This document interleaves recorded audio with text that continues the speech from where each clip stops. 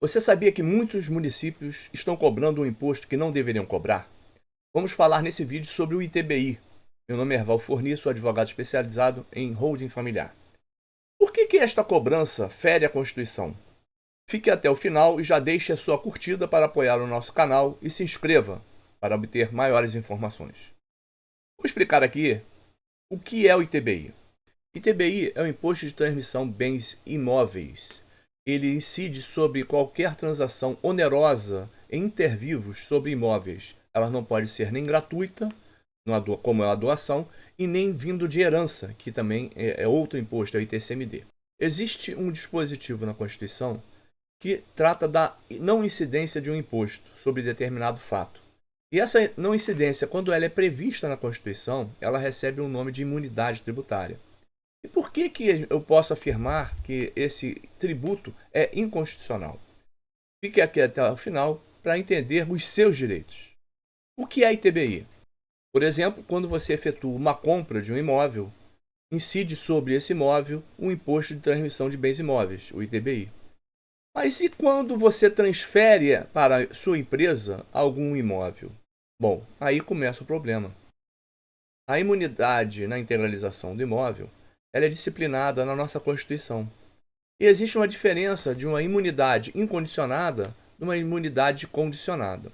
O artigo 156, parágrafo 2º, inciso 1º da Constituição, trata da não incidência do imposto de transmissão de bens imóveis na integralização de bens imóveis ao capital social da empresa. Essa é a primeira parte do inciso. A segunda parte do inciso começa assim: nem nos casos de fusão, cisão, extinção ou incorporação, salvo se nestes casos houver preponderância de transações imobiliárias, como arrendamento, compra, venda, locação e arrendamento mercantil.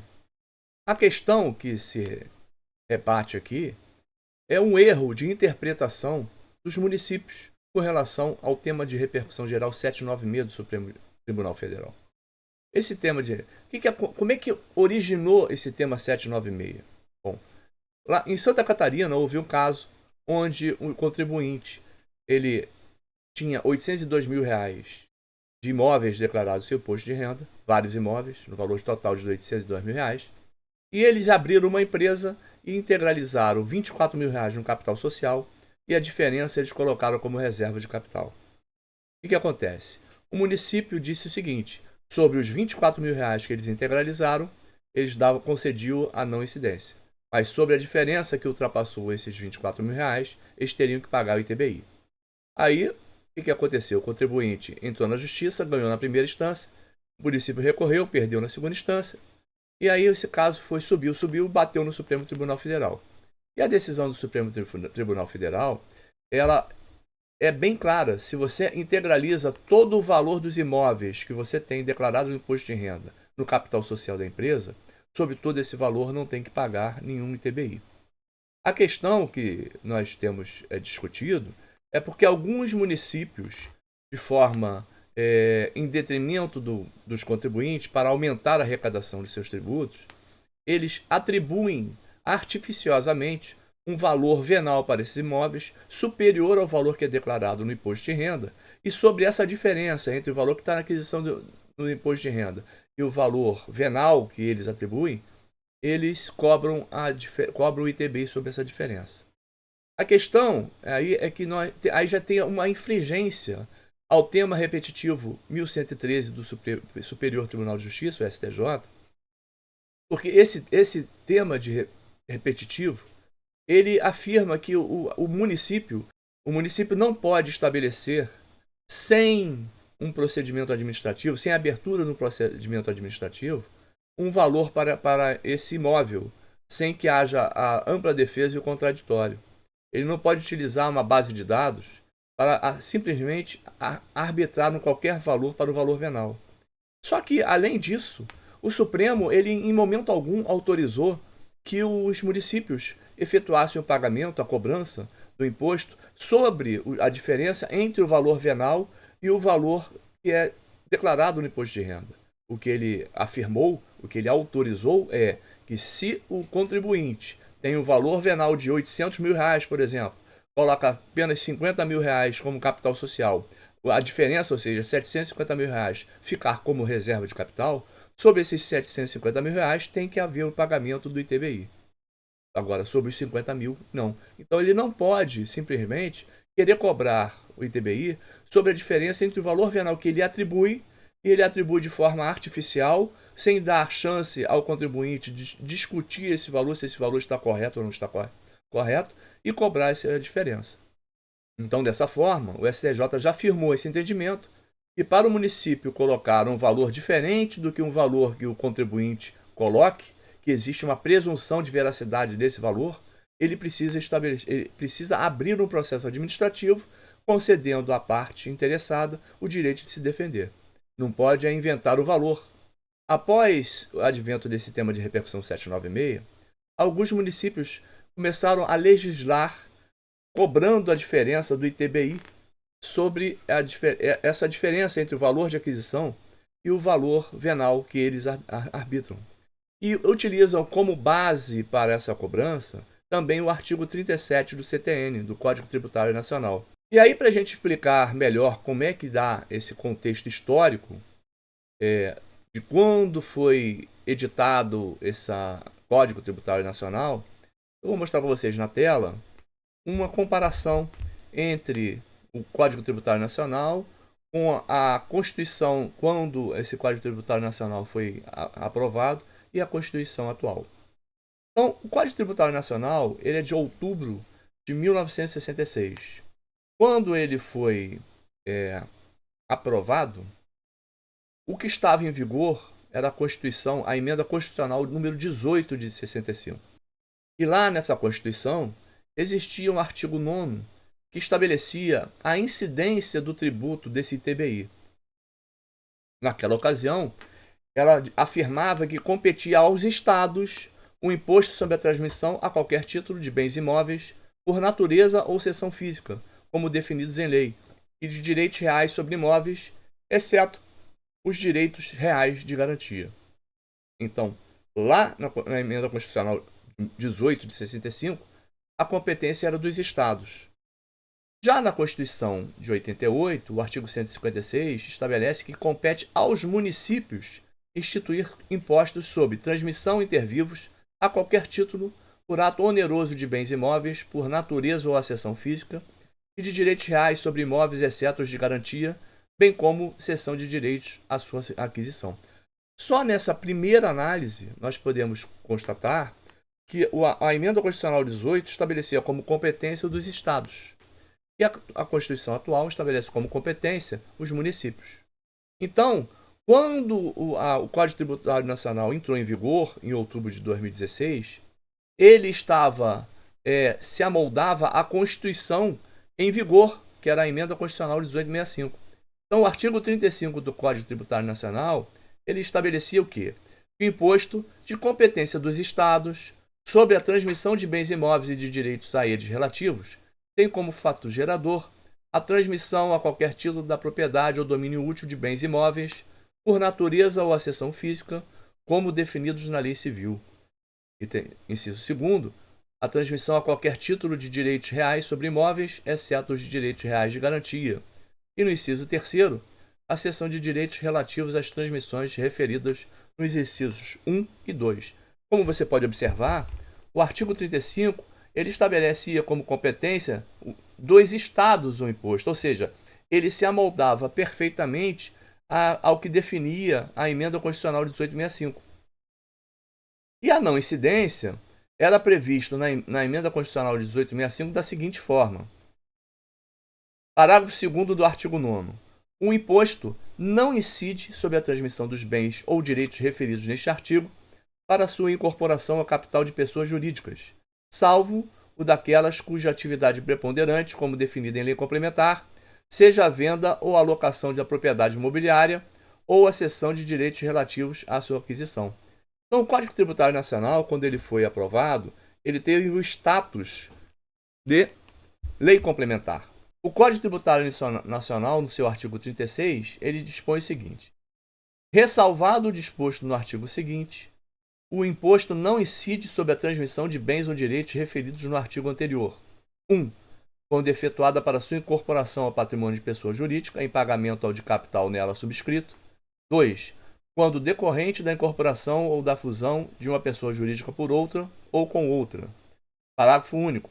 O imposto não incide sobre a transmissão aos mesmos alienantes dos bens e direitos adquiridos na forma do inciso 1º desse artigo, em decorrência de sua desincorporação do patrimônio da pessoa jurídica a que foram conferidos.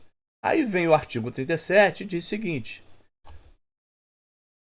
o disposto neste artigo não se aplica quando a pessoa jurídica adquirente tenha como atividade preponderante a venda ou alocação de propriedade imobiliária ou a cessão de direitos relativos à sua aquisição. Então, como você pode observar, o artigo 36 ele se amoldava perfeitamente ao parágrafo 2º do artigo 9º da Emenda Constitucional 18 de 65. Quando analisamos o artigo 156, parágrafo 2º, inciso 1º da Constituição Federal atual, ele diz que não incide sobre a transmissão de bens ou direitos incorporados ao patrimônio de pessoa jurídica em realização de capital, ou seja, na integralização desses bens imóveis, capital social da empresa. Nem sobre a transmissão de bens ou direitos decorrentes de fusão, incorporação, cisão ou extinção da pessoa jurídica, salvo se, nestes casos, ou seja, fusão, cisão, incorporação ou extinção, a atividade preponderante da adquirente for a compra e venda desses bens ou direitos, locação de bens imóveis ou arrendamento mercantil. E aí, quando a gente analisa o artigo 37 tem uma maior restrição do que a própria Constituição, porque o artigo 37 diz que o disposto no artigo anterior, ou seja, o artigo 36, que trata da não incidência, não se aplica, ou seja, não tem a não incidência, quando a pessoa jurídica adquirente tenha como atividade preponderante a venda ou alocação de propriedade imobiliária ou a cessão de direitos relativos à sua aquisição. Ou seja, se a empresa tiver como atividade preponderante a venda ou locação de propriedade imobiliária ou a cessão de direitos relativos à sua aquisição, ela não tem direito à não incidência, ou seja, tem que pagar o ITBI. E aí a gente precisa analisar a questão da constitucionalidade. Como é que é o controle de constitucionalidade? Quando uma lei entra em vigor sob a vigência de uma Constituição, a Constituição é a lei suprema de um país, essa lei precisa ser analisada se ela tem algum dispositivo que conflite com essa Constituição ou se ela se amolda perfeitamente a essa Constituição. Se ela se amoldar perfeitamente a essa Constituição, ou seja, não tiver nenhum tipo de conflito, essa lei é declarada constitucional. Se algum dispositivo dessa lei nova conflitar com a Constituição em vigor, ela é declarada inconstitucional. Já quando nós estamos analisando uma lei anterior a uma nova Constituição, uma lei que foi aprovada sob a vigência da Constituição anterior e foi considerada constitucional, quando sobrevém uma nova Constituição, precisa ser analisada se os artigos dessa Constituição, dessa lei anterior, se ela vai se amoldar perfeitamente à nova Constituição ou se ela vai conflitar com essa nova Constituição. Se ela se amoldar perfeitamente, ela vai ser dita o quê? Recepcionada pela nova Constituição.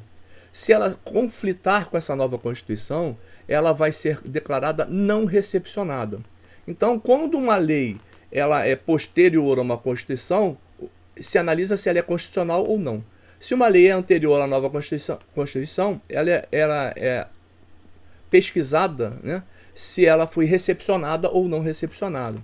E eu julgo, assim como alguns doutrinadores, que o artigo 35 e 37 eles não foram recepcionados. Por quê?